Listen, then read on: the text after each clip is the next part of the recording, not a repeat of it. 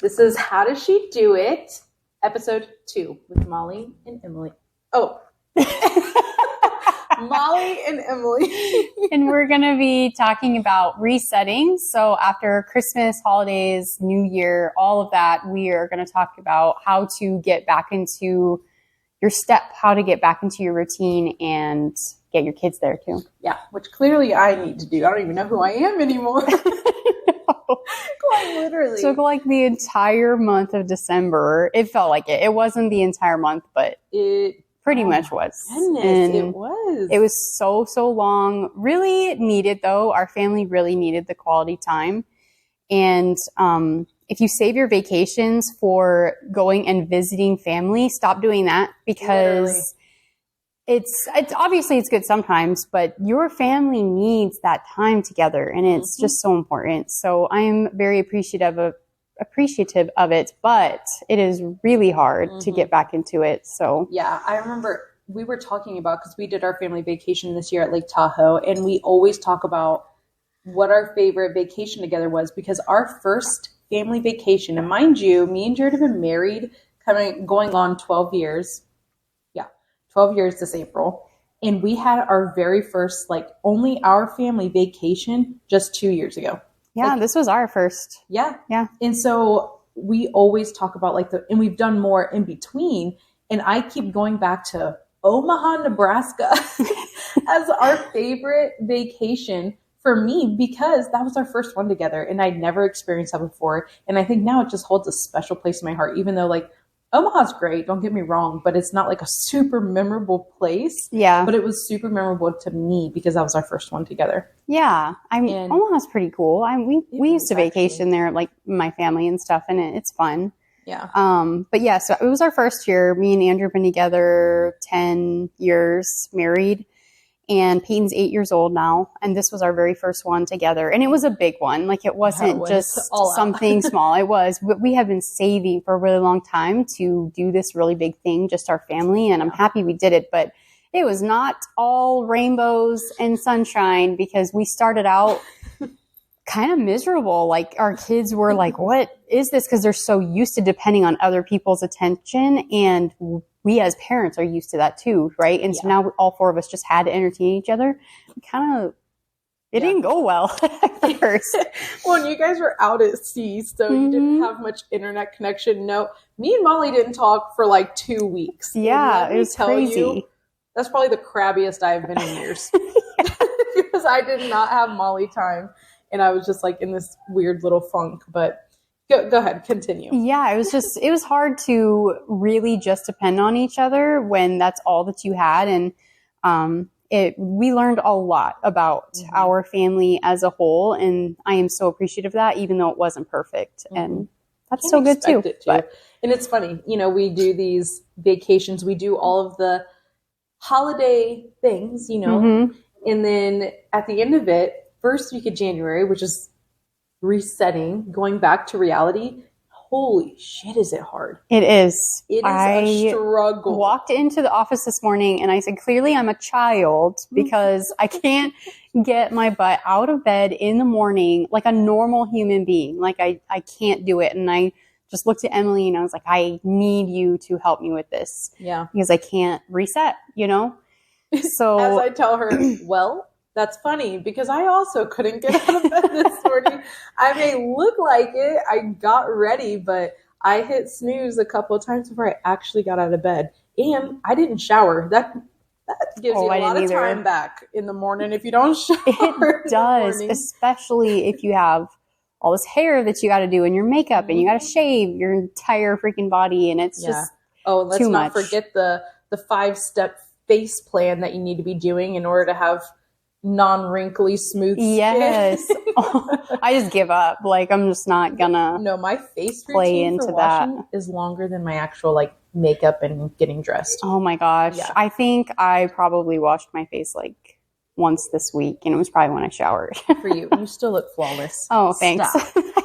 I just can't. I can't spend that much time on it. It drives me insane. And maybe one day when I'm wrinkly and old, I'll be regretting it. Yeah.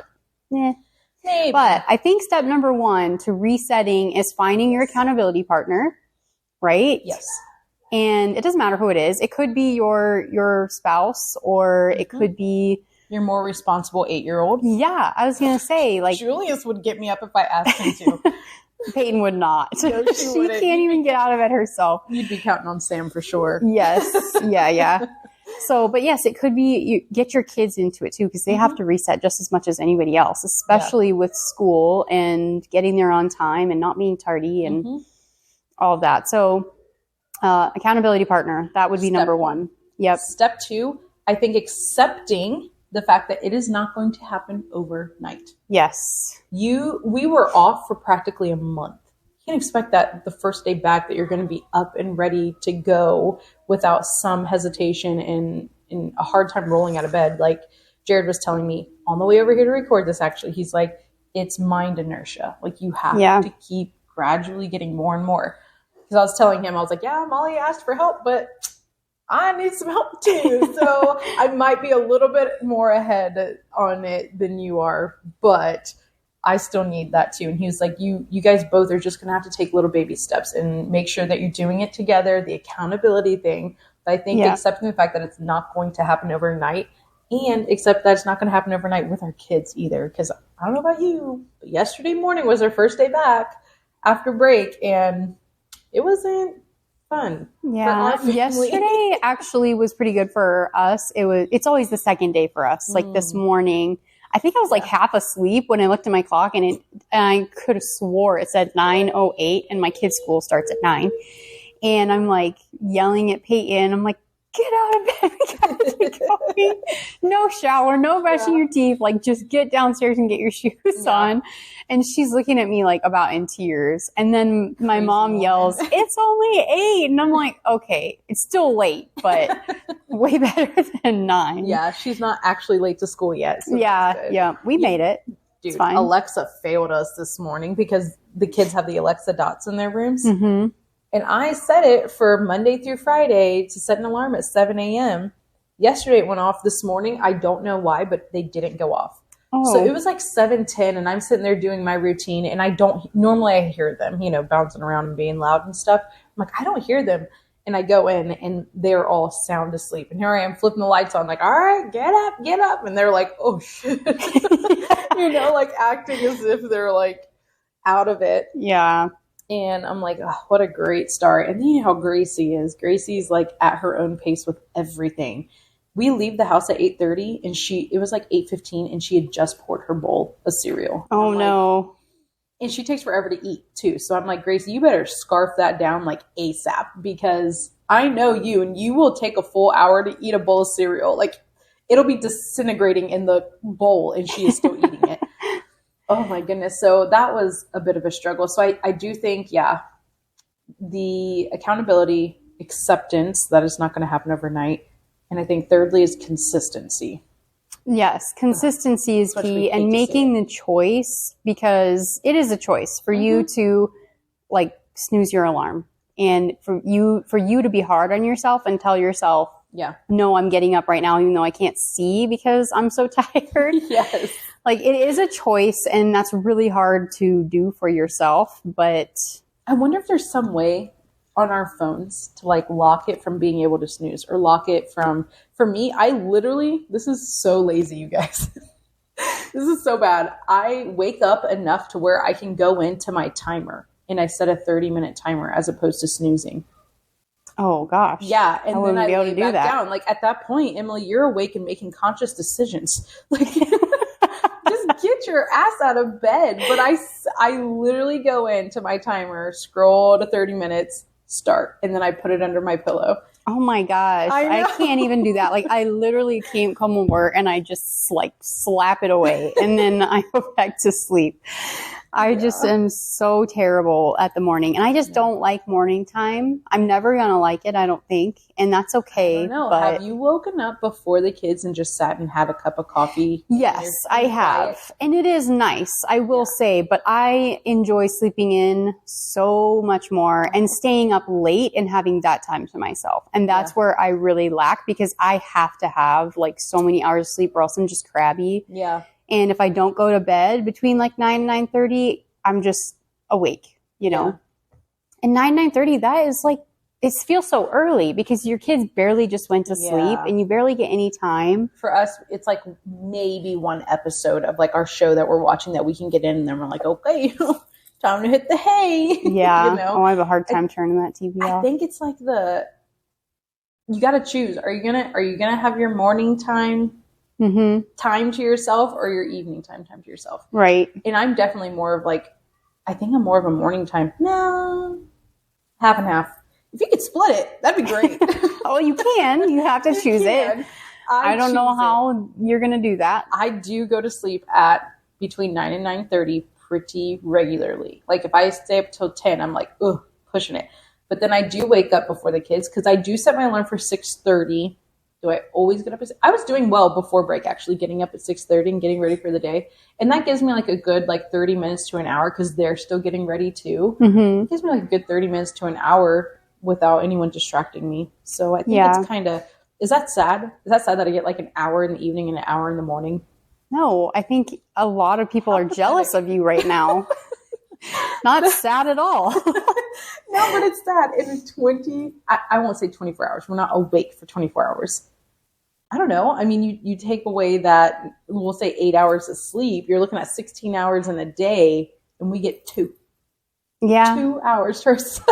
I know, but that's part of being a parent. That's a sacrifice you make when you decide to have kids, or don't really, but 2 hours, right? Because they just take up so much of your time, which is okay as long as you're getting it right. There's so many people who don't get it at all, and that's why I'm saying, like, I think they're a little bit jealous that you're able to do that. For me, like, first of all, social media is real negative for me because I will get stuck on it and I will not turn it off. And then I know, like, as I look up and it's like midnight and I've already wasted away my extra time of sleep and all of those things. Yeah. So I take periods of time where I actually remove social media off of my phone. I know you do. And you don't tell me because then I'll send you something or I'll say, did you see that? And you're like, oh, I actually don't have Facebook anymore. It's because I'm so mad at myself. Like, I'm not willing to talk about it with people. I'm like, no, it's just going away. She's like, and then, no, you get rid of Facebook and Instagram, and then you go to Pinterest.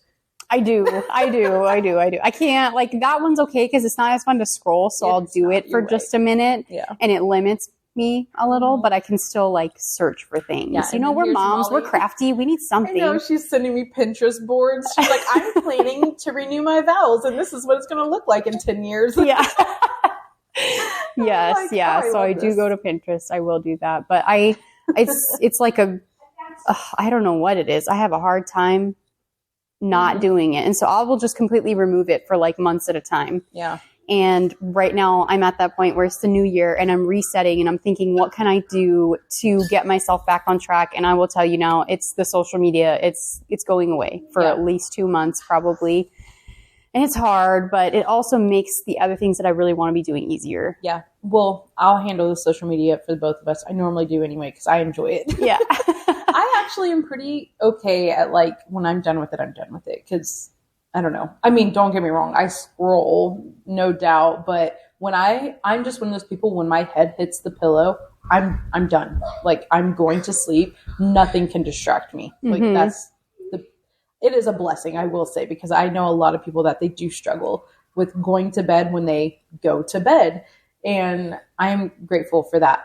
But another thing that I was going to say, and I don't know if you've done it yet this year or not, because I haven't talked to you in forever. I know. Have you set your goals for the year? I think that's another big one. Yeah, I haven't, because I think I'm a little afraid to, like, know what they are. And that they're not going to align with what I'm doing now. And then I have to change and I don't want to.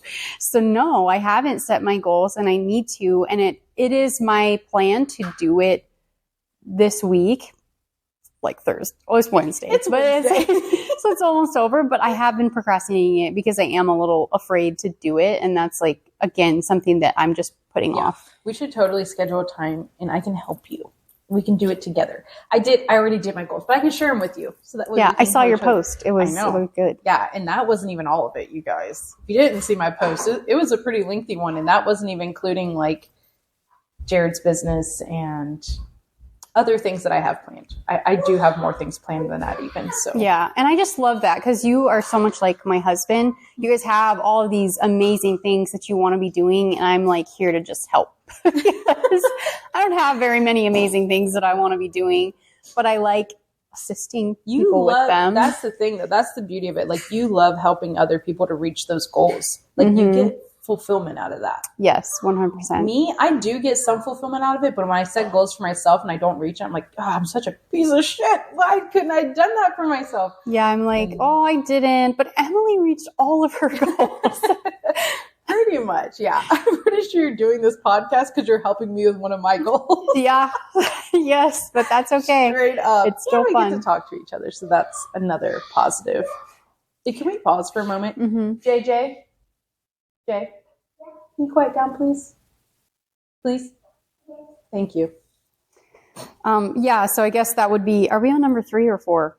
I think we're lost now as 2. far as tips. Oh. We're 4. on to the... So it was accountability. Okay. Find your accountability partner. It was accountability. Acceptance. And then consistency. So number 4 would be to actually write them out. Yeah, write down your goals and put them somewhere that you're going to see them every day. My sister, I like going to her house and seeing her bathroom because she's got like these sticky notes all along the side, and there'll be all kinds of things, goals or verses or whatever. And I love reading them because I want to see what other people want to be doing, you know? Yes. And I actually had this like blank space on my wall that I think I'm going to turn into like a goals board for us and my kids. I think I'm going to have my kids do it as well. That is so smart. I haven't. And then it's hanging up and we can't ignore it because it's there. I mean, you can, but. You know what? I haven't done it here in Vegas yet, but in South Dakota, I don't know if you remember, but I would set goals for when I would reach certain commissions. Like, this is what I'm doing. So it was like, I'm really putting my business out there, but it was like once I reached like 20,000 in commission, I was hiring a lady to come clean my house weekly because it was, you remember, Jared was deployed at this time. So it was only me. And that was the reason why I did that. I could not keep up on everything. And then it was like, okay, now I'm getting a new car and now I'm getting a vacation for the family. And the biggest one was Legoland for the kids. And so they were also rooting with me and helping me to reach that goal because that was a goal for the whole family. Like, once I reached a certain amount, which was the highest point, we're going to Legoland. And we did. And it was amazing. And they knew the reason why mommy was working and the reason why we were doing what we were doing. Which is really nice because sometimes, most of the time, kids don't understand why you're not there. And they don't understand that this house and this food and all of this stuff costs money. And it was really smart of you to put that out there and talk to your kids about why you're working so hard and why they got to come with me to houses and appointments, and it made it worthwhile. But to your point, though, I think it would make even more leaps and bounds if we set goals for our children. Yeah, and allowed them to realize what's super important to them. And even if it is like, I don't know, a physical item, like I want a tablet. Well, what are you going to do to reach that goal then? What are you going to start taking on some chores? Are you going to pick up your neighbor's dog poop? You know, like what are you going to do to reach that point in your life, I guess, where you can afford to have that?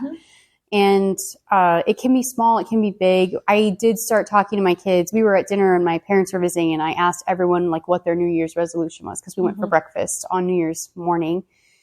And it's always funny to ask people that question because they're like, I don't know, you know? And we kind of had to explain to Sam what it was because he's 4. And it was adorable. His were so little, you know, they were, I want to have this many Pokemon cards because he got a book for his Pokemon cards. Yeah. Or he wanted to, I don't know, they were little like that, you know, but it was nice to know that he did actually want something. It wasn't, hey, mom's going to get this for me. What can I do to get it myself? Yeah. And it was really like eye-opening. It's a proud mom moment or parent moment. I shouldn't say just mom, but it is a proud parent moment because funny you say that because I was going to say, I was so proud of Julius yesterday because in passing, I think I was laying them to bed and I wasn't even looking at him. I think I was looking at Jay and I heard him say, yeah, I want to save up for a new console. And I said, what? And he's like a new video game, like a PlayStation or something. I want to save up for it. He did not ask me for it. He did not ask me for money. He did not say, and I asked him just the day before, what do you want to do for your birthday? Do you want a big gift? Do you want a small birthday party going out somewhere? Or do you want a big birthday party at the house? And he could have asked for that console then. Yeah. But he said he wants a big birthday party at home. And so I'm like, okay, great. You know, and he could have asked for it then, but he put in his mind that he has this goal. He's going to save up for, I mean, a couple $100 for this video console. Whatever it is. Yeah. I think it's a PlayStation. Oh, it's going to be expensive. The newest one is. And I want to say they're like $450. Mm-hmm. So that's a big goal, but that's something that can be reached by the end of the year if he really wants to put his mind to it. But I think visualizing it in like you said, Post-it notes or a board or something along those lines is going to help everyone in the household. And we want to talk about accountability. When your kids have that, your husband has that, whoever in your house has a goal that needs to be reached, and maybe you can't get yourself motivated, but if you can get other people motivated, it kind of happens secondhand anyways, that you motivate yourself at the same time. So I think that's a great one to add on there. Yeah, treating your kids like they're humans and not just these gremlins that are running around your house and taking all of your energy. Like, it actually makes life worth living. And that time with your family is so much more special and important. And then when they grow up and they reach these goals and they do these things, it's just so much more fun. Yeah. And I think I encourage everyone to go back and look. If you have social media, if you have some sort of like albums in your phone of pictures and stuff, like, I encourage you to go back and look at your history, your memories and stuff. Yeah. I love that. I know, me too. I was looking at it though, and something popped up on it like from 3 years ago today. And it was something along the lines of like me waking up and pretty much having a really shitty morning. Mm-hmm. And it sounded shitty. Reading through, I don't remember it, but I read through that memory and I'm like, ugh, dude, that sucks. Yeah. What was Emily going through then? But then I look at my life today and I look at the goals that I've set for this year and I'm like, that Emily never would have even been thinking about the goals that I have set for myself this year. Right. That would not have been a possibility at all.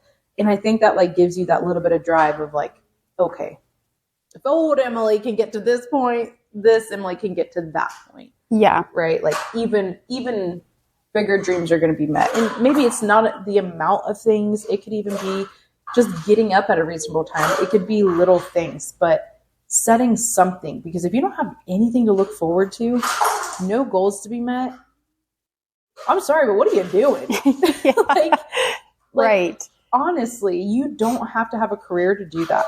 Yeah. You can be a stay-at-home mom. You can be, working a part-time job and still have goals for yourself. You should have hobbies that you want to do more often, or maybe it's like a physical aspect of losing weight, gaining weight, whatever it is. You have to have some sort of goal in life. Right. And maybe it's something more serious. Maybe it's paying off medical debt or school debt or something like that. That it's not a fun goal. I mean, the end is fun, I suppose, but it's not fun to go through it. And I mean, we've all been there where we have some sort of debt that we have to pay off. And maybe that's your goal this year. Maybe it's overwhelming to think about, and that's your one thing. Like, what's the one thing that I'm going to accomplish this year, no matter what? And if it's not the fun thing, that's okay. You have a year that you're working really hard, and by the end of it, you are going to be so proud of yourself and feel so much better. And then the next year, you'll be able to go for the fun thing. So it's not all fun and games all the time. And sometimes it really hurts, but that's okay. That's where growth happens. That is where growth happens. That's where you're saying like, gosh, that Emily would have never thought of this, but it's because she went through something really hard, you know, and she had to get past that before she could do the fun thing. And that's something to remember too. Just because it's hard does not mean that's not where you're supposed to be. Yep. I fully agree with that. And it's funny you say that. Because I went to a retreat with like-minded people in real estate, and we kept talking about these things that we wanted to do, but it's hard to get there. And why is that? And we came up with the conclusion, which is the cost of growth. Yes. If you want to grow, something's got to give. And that is the cost of getting to where you want to be. If that's, this is going to sound real, I don't want to say dark, but it's a bit of a damper. So, like, if you want to get to a certain point and there is someone holding you down, there is something holding you back from getting to that, and you're like, oh, but I really want this person to think of me or not think of me that way. That's kind of the cost of growth. You can either give in to what you want them to think or see you as, or you can drop them, whatever that looks like, and grow the way that you want to. Is the cost of growth.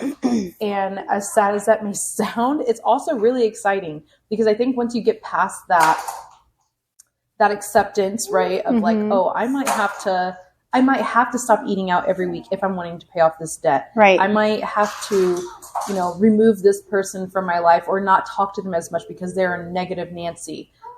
But that cost that you are paying is, once you get through that and you accept it, it's going to be that much better. And then where you see where you're at, it's worth it. It really is. It's going to be hard at first, but that's the cost of growth. So yes, for sure. And that's a really good way to put it, because no matter what, whether your life is going well or not, sacrifice is a real life thing that happens, at every stage in your life. And that's why I'm not wanting to do my goals, because I'm not willing to sacrifice certain things right now, and Yep. so, but it is real, and you're always changing the older you get, especially, and it's gonna be good once you make that choice. It's just hard to get there. it is. And resetting is not easy in general. It's just not. I know I've been like cleaning the house randomly, like taking on big tasks out of nowhere. Yeah. Because I feel like I can't go into this new year with all this clutter, with all this shit that needs to be done, and it's not getting done at home. And so every spare second that I've had at the house, I've been like decluttering things and reorganizing. And I'm not that kind of person, but Yeah. Feels good though. just because I'm not that kind of person doesn't mean I can't take on those things, because they do weigh me down. They stress me out, and I don't want that in my life. So I'm going to tackle it head on, and the kids are going to help me. Posted a video the other day of decluttering I saw the that. closet. It looked good. That's exactly what our 4-year looked like. We had to have had some kind of moment or something where we both were like, this Universal closet's getting connection. cleaned out. And we were working on it these same exact time. That's so weird. And We didn't even talk about I it. know, our foyer and everything looked the same, but my closet looks just about as good as yours did you when you have your posted kids it. helping? Oh yeah, they did all of it. Same. I went in there and pulled it all out, and I'm like, okay, get it done, So Well, it was kind of the opposite for us. I'm like, get it all out, organize it into piles, and then I'll be down to reassess once you finish that. see if you did good See enough. if you did good enough. And Yeah. I pretty much ended up sorting through what they couldn't sort through because they didn't know, and then putting it back in. Yeah, it was mainly that closet is their toys and stuff, so it was mainly there. So I'm like, this ain't my stuff. You got this. Yeah. So What we keep and what we getting rid of. mhm. But yeah, I think even just little things like that, decluttering your life some in whatever way it is a great way to reset. But I think it is necessary for the new year and for the new you. That's tacky. It is. So what are your goals for 2024, and how are you going to get there? Yes. That's the question. Best of luck to you guys. If you have any questions, don't ask us. We don't know what we're doing. I'm just kidding. I'm kidding. We are goal setters for sure. But Yeah. me and Molly will be sitting down and going over your goals before too long. So I hope this helped at least one person out there. Yeah. in resetting for the year and getting those goals. Yeah, and one last note. If you're not willing to do it, don't expect change. Yes. And that's what we're going to end on. Yes. No excuses. No excuses. See you All right. later. Bye. Bye.